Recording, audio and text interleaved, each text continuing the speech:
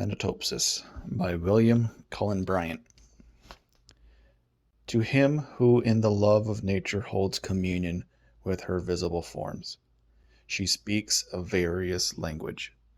For his gayer hours she has a voice of gladness, and a smile and eloquence of beauty, and she glides into his darker musings with a mild and healing sympathy that steals away their sharpness ere he is aware. When thoughts of the last bitter hour come like a blight over thy spirit, and sad images of the stern agony enshroud and pall, and breathless darkness in the narrow house, make thee shudder and grow sick at heart, go forth under thy open sky, and list to nature's teachings, while from all around, the earth and her waters, and the depth of air, comes a still voice.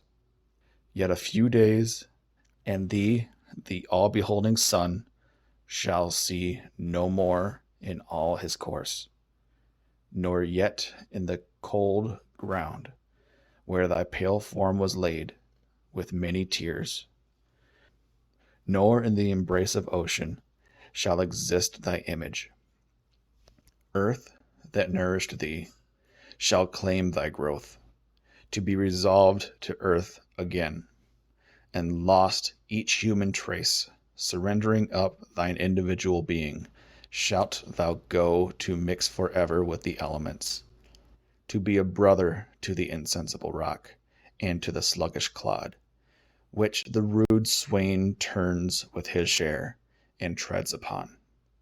The oak shall send his roots abroad, and pierce thy mold. Yet not to thine eternal resting place shalt thou retire alone, nor couldst thou wish couch more magnificent. Thou shalt lie down with patriarchs of the infant world, with kings the powerful of the earth, the wise, the good, fair forms, and hoary seers of ages past, all in one mighty sepulchre. The hills, rock-ribbed and ancient as the sun, the vales stretching in pensive quietness between, the venerable woods, rivers that move in majesty, and complaining brooks that make the meadows green, and poured round all, old ocean's gray and melancholy waste, are but the solemn decorations all of the great tomb of man. The golden sun, the planets, all the infinite hosts of heaven, are shining on the sad abodes of death, through the still lapse of ages. All that tread the globe are but a handful of the tribes that slumber in its bosom. Take the wings of morning, pierce the Bacchan wilderness, or lose thyself in the continuous wood. Where rolls the Oregon, and hears no sound, save his own dashings.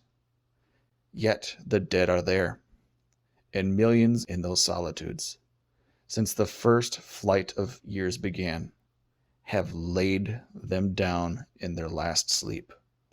The dead reign there alone.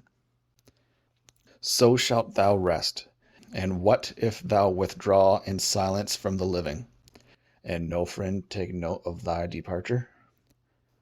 All that breathe will share thy destiny. The gay will laugh when thou art gone, the solemn brood of care plod on, and each one as before will chase his favorite phantom. Yet all these shall leave their mirth and their employments, and shall come and make their bed with thee.